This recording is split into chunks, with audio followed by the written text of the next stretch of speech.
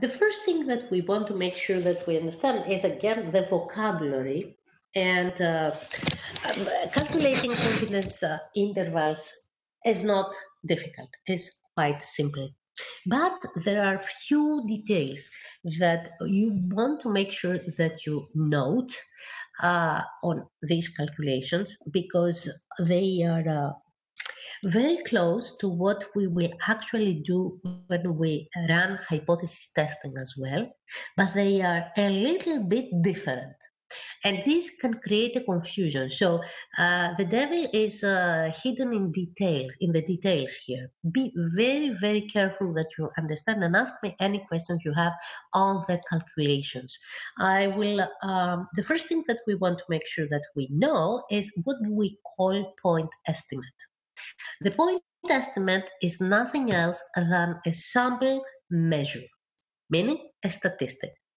When we work with any data set and we want to run any data analysis, our purpose, our goal is to consider a population that sometimes we know but is so huge that we don't want to deal with it. Sometimes we don't even know it, we can only approximate it. And we can extract samples from that population, but we cannot have the data for the entire population. So either if the problem it has to do with how big the population is, or if we can actually have access on all the data. The point is that the reason for statistics and the reason of even machine learning techniques is to actually use samples in order to approximate the measures of a population. The sample that we use in order to calculate to approximate the measures of the population it has specific measures. It has a mean, it has a median, it has a proportion, any kind of different measures, statistical measures. These statistics of the sample is what we call point estimates. So point estimates are the estimations that we get for the population by a sample that we are using. So if we are looking for the mean of a population, the point estimate for that population mean is going to be the sample mean. The first thing is this. Many times, in order to approximate measures of a population, we know upfront that we cannot be 100% sure, but sometimes we know that we cannot approximate the measure to a point that we can name it. So, for example, I want to approximate the average votes for the presidential elections for a specific candidate. I may want to say that I expect that the candidate will receive 48% of the votes, but the truth is that such an approximation of the proportion of the votes is something that I cannot even claim. I cannot say that it's approximately 48%. So what I need to do is I need to consider an interval around the approximated value. So instead of saying that I expect that this candidate will receive 48% of the votes, I will say that the candidate will receive anywhere from 46 to 49% of the votes. So this is nothing else than an interval around the value that I consider to be the approximated measure. This is what we call confidence interval. That's it. So most of the times we are looking for confidence intervals around all possible measures: mean, standard deviation, variance, proportion, anything that you can imagine. What we do is that we start with a point estimate of the sample and with some specific measures and specific confidence levels that we want to consider and calculations, we end up calculating the confidence interval around our measure. Let me give you a very simple example. We start with a social networking website and we want to approximate how many friends each one of the users of this website has. Of course, this website may have millions of users. I'm not going to consider each one of those in order to find the exact average. What I will do is I will consider a sample, random sample of 40 users as the ones that you see on your screen right now, and consider the number of friends that they have. So my data set is nothing else than the sample that I consider. If I find the mean of those numbers, this is going to be the point estimate for the mean of the entire population. Now the sample mean of this data is 130.8. So this specific sample has an average of 130.8 friends. This is the point estimate for the mean of the friends for the entire population, meaning for the entire set of users of this website. Now the interval estimate is nothing else than an interval around the point estimate. So right here, if the number of friends that these users have was 12.4, then the interval would be, an interval estimate would be any interval around this value. I want to make sure that the ends, the borders of the interval are having the same distance from the point estimate. Now, if I assume that I consider that my distribution, the population, follows the normal distribution, then immediately I find myself on the normal curve. Now, if I want to consider the interval estimate, I find myself somewhere in the area of around the specific point estimate that I consider.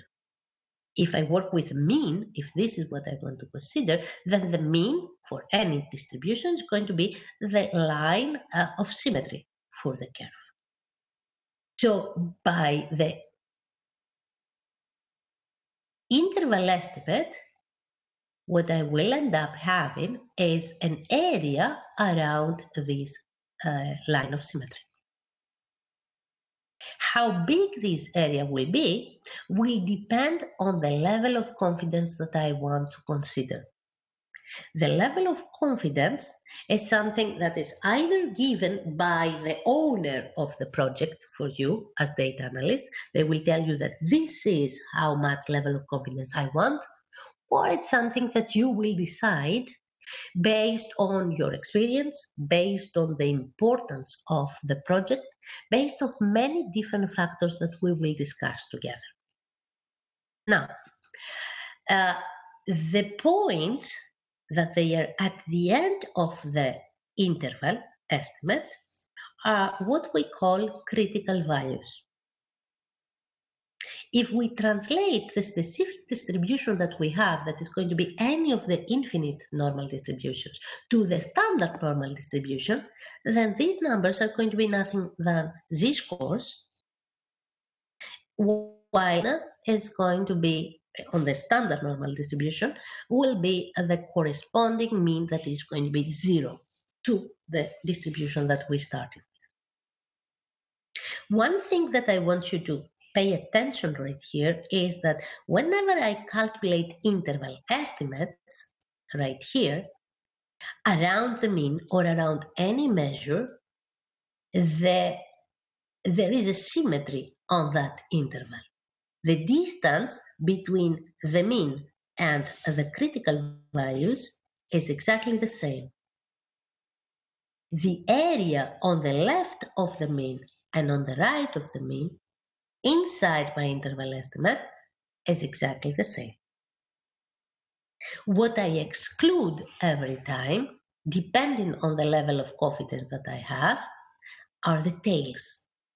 Now, how big these parts of the tails will be will depend on my level of confidence, and we'll see how.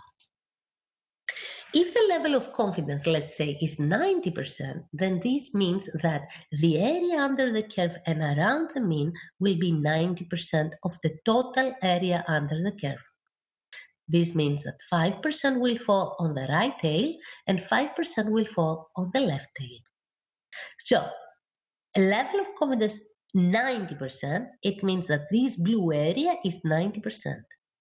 If I increase the level of confidence to 95%, then this means that the blue area will increase to the left and right, and the pink areas that are the tails are going to be decreased. How much? If this is 95%, then immediately this means that the rest is 5%. So this tail will be 2.5% and this tail will be another 2.5%. So what I want you to be careful right here is assume that you want level of confidence of 90%. If you want level of confidence to be 90%, then this means that if you look right now and you want to calculate what are your critical values of the interval, then this means that this critical value will correspond to what z? I don't want you to tell me what is the z. What I want you to tell me is what is the area to the left of this z?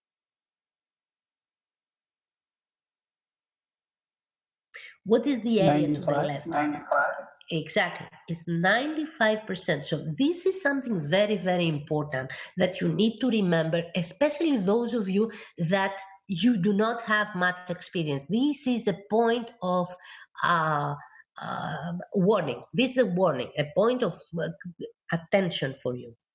If your level of confidence is 90%, because this corresponds to whatever is around your mean, this means that this 90% doesn't correspond to the area.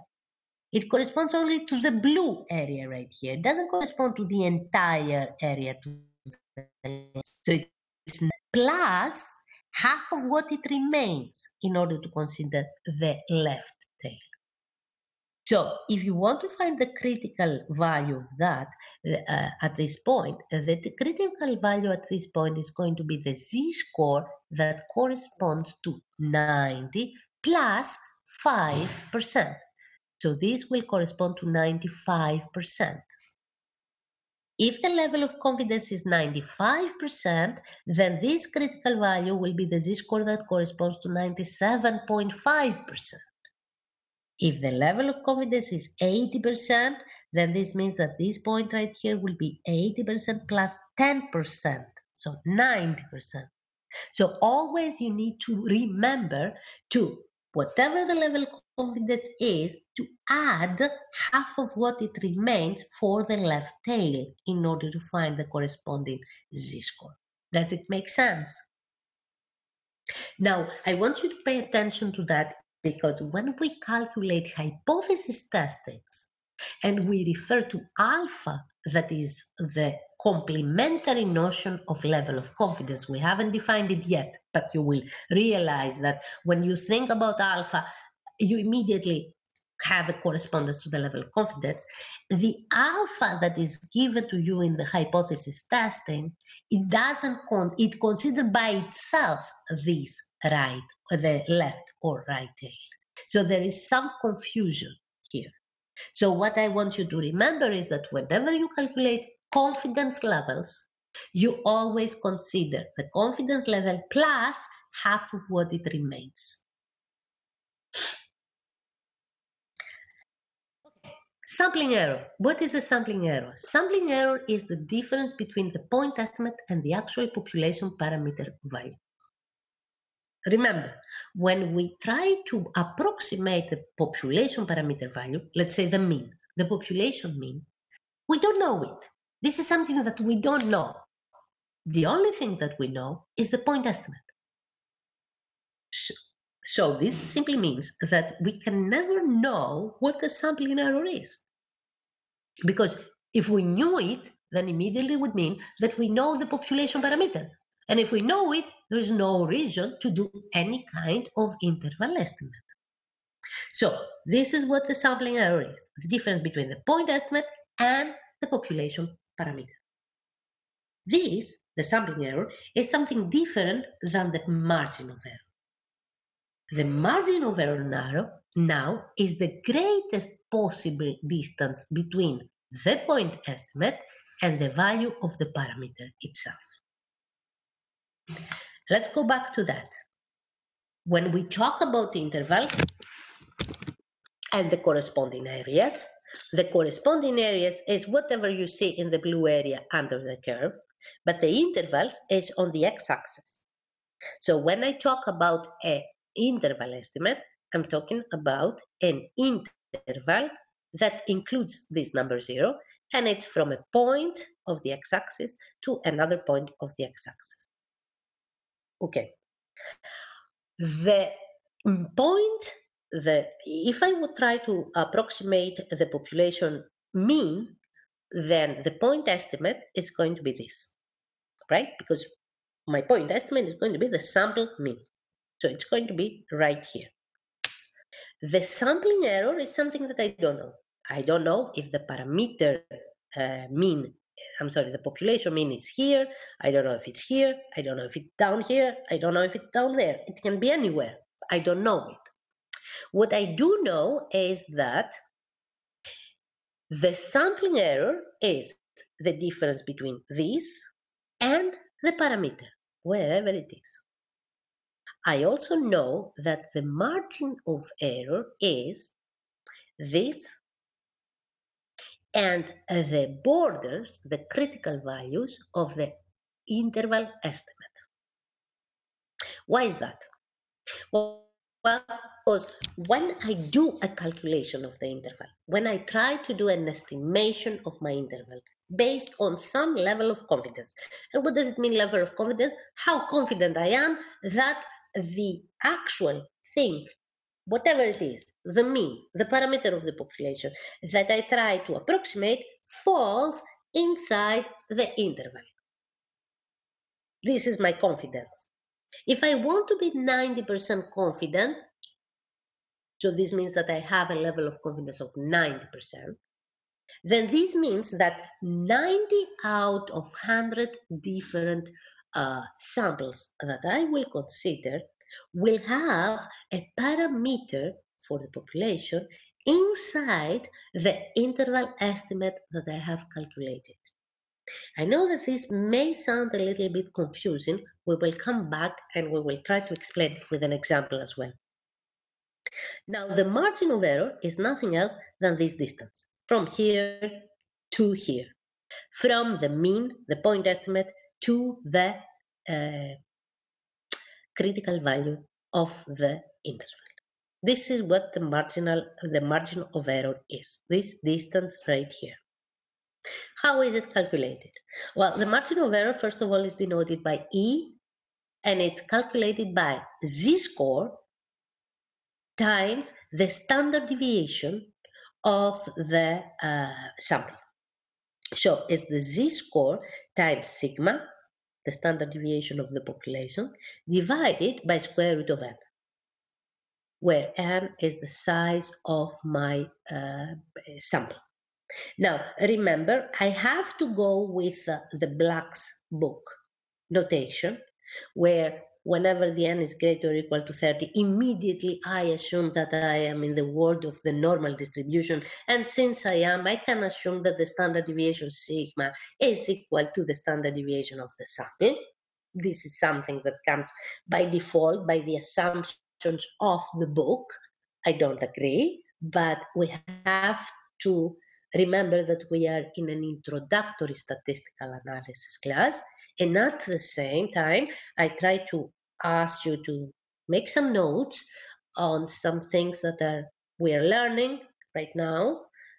They are for introductory students, for students that they just start, but next class they will tell you, no, this is not true anymore. Make sure that you remember what we said before. Okay, but for now, we assume that since n is greater than 30, fine, this means that our sigma and s can be considered the same.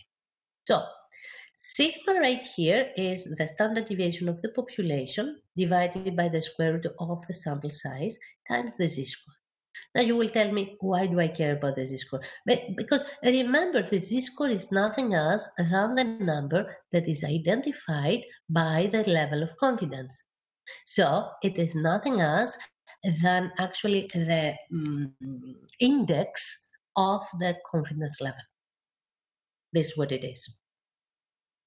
So if you look at the relations right here, you will see the following thing. The margin of error, E, meaning this distance from here to here, is related proportionally to the z-score.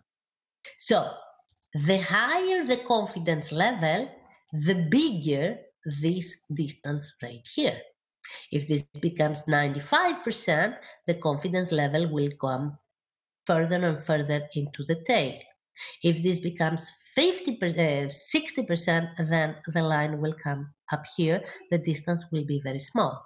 So this simply means that the smaller the level of confidence, the smaller the interval estimate. The bigger the level of confidence, the bigger the interval estimate, the wider that the interval is. They are proportional. Also, the margin of error is proportional to the standard deviation. So this means that the more diversified, the more divergent the points are from the mean and the data set, the bigger the margin of error will be. While the bigger the sample size that we have, the smaller the margin of error will be. So if I have a sample size of 30, and then I have a sample size of 1000, then the corresponding margin of error for the bigger sample size will be smaller. Now, you may tell me, why do I care for all these relations? You care a lot. And I'll tell you what. You want to calculate, let's go back to the example that I gave you. You want to compute the confidence interval and to come out as a Fox News or, I don't know, a CNN News representative and tell us what is the interval, the confidence interval for the voters for a specific president, candidates for the presidency. Okay, and you want to come out and say that it's somewhere at 48%. You cannot say 48%. This is a big mistake, and this is exactly the mistake that all the channels made before the last election. But we will discuss that in our discussion next week. The question now is how big the level of confidence that you want to have in order to come up with your right interval estimate. Well, if your level of confidence, you probably want to have a big level of confidence. Otherwise, they will tell you that you are fake news. Okay, so level of confidence, if you want to make it, let's say 99%, then this means that this interval will become very big. Well, if this interval around the proportion becomes very big, then this means that instead of coming out and say that the voters, the expected votes is 48%, you may say that the expected votes will be anywhere between 42 and 54. But this is huge. You cannot come out and say that. So yes, you want to give a great level of confidence, 99%, but you also want to give a small interval. Come back here. What does this mean? You want this to be small as possible, but you want this to remain big. So how this can be achieved? If you make these very big. So the bigger the sample that you're going to use for your polls, for such research, the smaller this fraction will become, because if the denominator becomes big, this will become small. And once this becomes small, you can multiply it by a big number in order to come up with a acceptable margin of error. So the relationships between margin of error, confidence interval, confidence level, and sample size are extremely important, because many times you want to make the one big and keep the other small.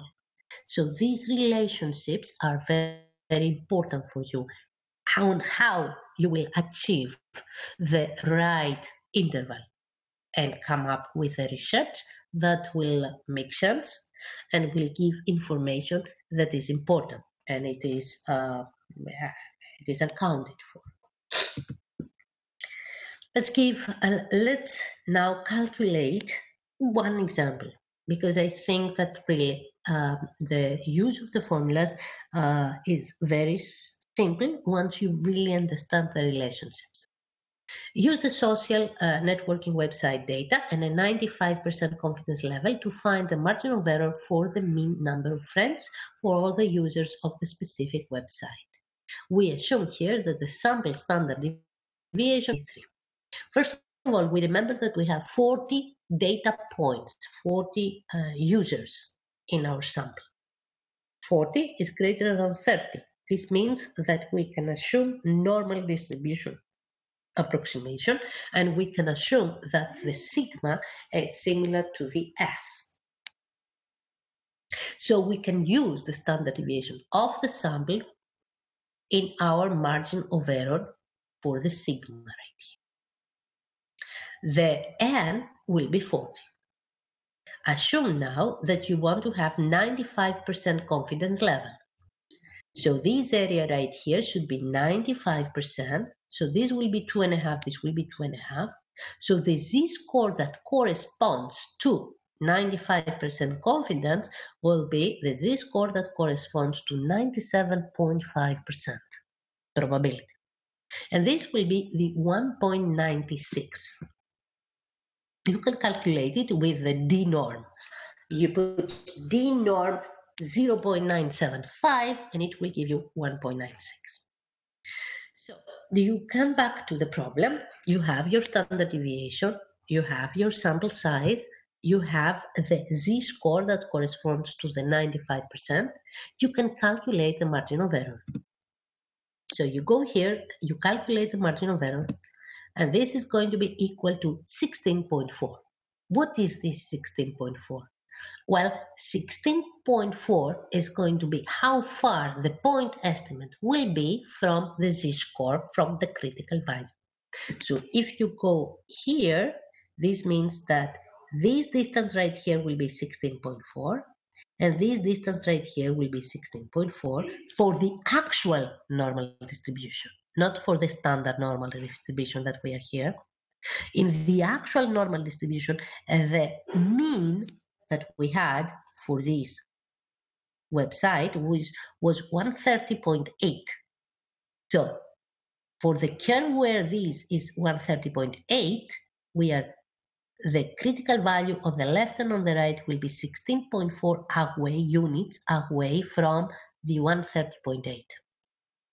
So this means that if we want now to see what is this confidence interval, this confidence interval will be an interval around the mean, the point estimate, where it will be x bar, the sample size, the point estimate, 130.8 minus 16.4, 130.8 plus 16.4, and your interval will be this one. 114.4, 147.2. What is this interval? It is the interval estimate. For what? For the population mean, for the number of friends, for all the users in this website. What does this mean? This means that we expect that if we pick any person from this website, This user is going to have anywhere from 114.4 to 147.2 friends. This is the interval estimate. With what confidence level? With confidence level 95%. Now, at this point, I want us to be very careful in order to understand what does it mean that I have constructed a confidence interval of 95% confidence level. Well, what this means is the following. Does it mean that 95%, I'm 95% confident that the population mean will fall in here? Not exactly. What it means is that if I consider 100 different samples out of this population, like the sample that I just created with the 40 friends, with the 40 users, then out of these 100 different samples, 95 of those samples will have a mean that will fall in between those two. It doesn't mean that I am 95% sure. It doesn't mean that the probability that this falls in here is 95%. No, because the population mean is something that is specific. It's something that is there. I may not know what it is, but is somewhere. The fact that I used a specific sample to calculate, to approximate this mean, this doesn't change the actual population mean. It is possible that I have chosen the wrong sample. It is possible that my sample is biased.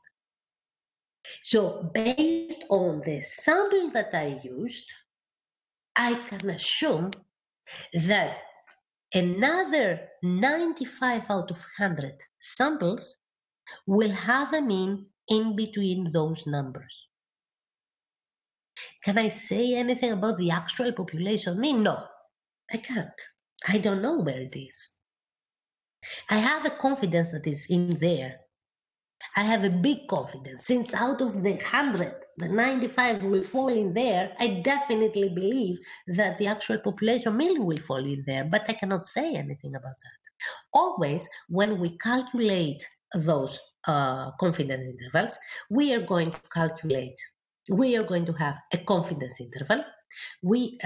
A confidence level, 90%, 95%, 99%. We are going to have a margin of error that is going to be nothing else than the distance between the actual point estimate and the critical value. And we are going to have a formula that will help us calculate this margin of error. The calculation of the margin of error, this formula, is different depending on the measure that we want to approximate. So depending on the parameter that we are approximating. For the one that we show until now, the only thing that we show is what is the margin of error, how we calculate the margin of error for the mean. This is the formula that shows us how we calculate the margin of error for the mean. Now, if you take this out of the picture, everything else in the process of calculating, of constructing confidence intervals is exactly the same. Every time we want to find the critical value based on the confidence level, we want to find the margin of error based on the formula that we have, and then we calculate the mean, we calculate the interval, we construct the interval by taking the point estimate, subtracting the margin of error, and adding the margin of error. What is going to change is this formula right here and this value right here. In this case is the mean, it may be the proportion, it may be the variance, it may be the standard deviation. Depending on what we are trying to approximate, this will change. So what I'm going to show you is what are these formulas for each one of them in order to know how to calculate those. Now, portion that is somewhere here. Population proportion right here. the formula for the population proportion, for the marginal version of the population proportion is this. So instead of having sigma dividing by square root of n, we have square root of p hat q hat. P hat and q hat are going to be the proportions of the sample, the point estimate, times the q hat is going to be 1 minus the point estimate, the proportion divided by the square root of n. And this is how we calculated population proportion. As you can see right here, the way to calculate the actual interval, to construct the interval, is exactly the same as before. But what I want you to pay attention, right here I have the proportion of the population. Right here I have the p hat, the point estimate. And the formula is constructing the interval, but the formula for the sample, for the margin of error is different. I don't have sigma anymore. I have the proportions for the sample here. The z-score stays the same, although you will see now for the variance and for the standard deviation, these are different as well. So for variance and standard deviation, what I want you to say is that the reason that are different here is that instead of using the normal distribution, we are using the distribution because the standard doesn't fall in the normal distribution, it falls at the chi-square distribution that is actually an asymmetric distribution. The formula that you are using in order, and I'll come back to that you are using in order to calculate the confidence interval is the following. So the top one, the one that you see on the top, is the formula that we use in order to calculate the interval, the confidence interval, to construct the confidence interval for the variance. Sigma square, that is the variance. If we want to calculate the sigma for the standard deviation, we use the second formula right here. The chi-square R and the chi-square L are the corresponding z-scores, meaning the standardized scores, but not for the normal distribution anymore, but for the chi-distribution now, because the standard deviation follows the chi-distribution. Now, what I want you to see right here is that we are going to be using the standard deviation, as David asked, of the sample. So in order to approximate the population variance, we are actually using in our formula the standard deviation, or the variance in this case, of the sample. The size, where is it? The sample, that is by the n, and the numbers that we get from the chi-square table. Okay, so these are the differences between the different processes approximating population measures. Before I go ahead now and I give you more explanation about the chi-square, I want to first discuss a little bit with you. Where is it? The t-distribution, because this is more important. So let's see how much time we will have to discuss all this. We will discuss as much as possible. What we discussed before, you remember that I showed you with the data set of 40 users, we discussed what is happening if we have a sample that size 30 and above, or 40 and above based on Wilcox. That follows the normal distribution. We can assume that follows the normal distribution. What happens though if the sample size that we have is less than 30? Should we just abandon and say that we cannot do anything else? No. We are going to use a distribution that is very similar to normal. It's called T distribution or student distribution. And all the calculations are going to be similar to those that we did until now. The only difference is, instead of using the z-score, we will be using the t-score. What does this mean? Well, it means that instead of using the z-table, we will be using the t-table. That's the difference. In R, you will test to calculate numbers. Why the t-distribution is important? Well, the t-distribution is normal distribution is that is not only one curve like the bell curve. The bell curve is just one curve specific. The t-distribution is a family of curves. It's not only one curve. It's a set of 30 different curves, or even more sometimes. And what are these curves? Why do we need all these curves? Well, the difference right here for the t-distribution from the normal distribution is that the t-distribution differs from the normal distribution on the tails. The blue line, the blue curve that you see right here is the normal distribution.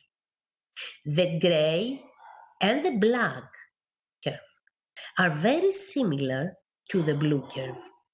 But as you can see, they are far away from the x-axis when it comes close to the tails. What does this mean? Since I have an area, a big area under the curve, the black curve right here, that is one of the curves of the t-distribution, then simply means that I have a lot of points under here. Since I have an area, this means that the probability is higher. This means that I have points there. If I have points there, this means that I have outliers. So the blue curve has fewer outliers, while the t-distribution curves all distribution is also called the distribution of the fat tails. The reason that we are using the t-distribution is that the difference between the blue curve z-score numbers and the black or the gray curves z-score numbers and the corresponding probabilities, meaning the area under the curves, is big. Is so big that it really disturbs the entire probability distribution. So we cannot anymore assume that the blue curve that you see right here is approximates any of the other curves. Okay, why do we care? We care because any distribution of that doesn't have too many points, has few points, 30 or less, sometimes more, but let's focus on 30 or less. We should be able to somehow measure them, approximate the measures of the population, find confidence intervals, run hypothesis testing. We cannot just say we cannot do anything about such distributions. Why? Because there are many.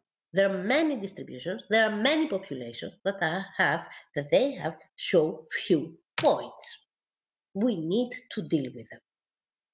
Now, I'll give you an example of distributions of data points that follow the student distribution only, and they do not follow the normal distribution. Day trading and prices of stocks after log transformations approximate the t-distribution, but they do not approximate the normal distribution. If we try to find approximations of stocks prices using the normal distribution and not the t-distribution, we will have huge problems when it comes to the volatile days. Not all the days. Some of the times will be fine. The problem will be when we have volatility, because we will have outliers. And then all our calculations, the entire market will collapse. T-distribution is extremely important. There are other reasons too, but I just gave you that is extremely important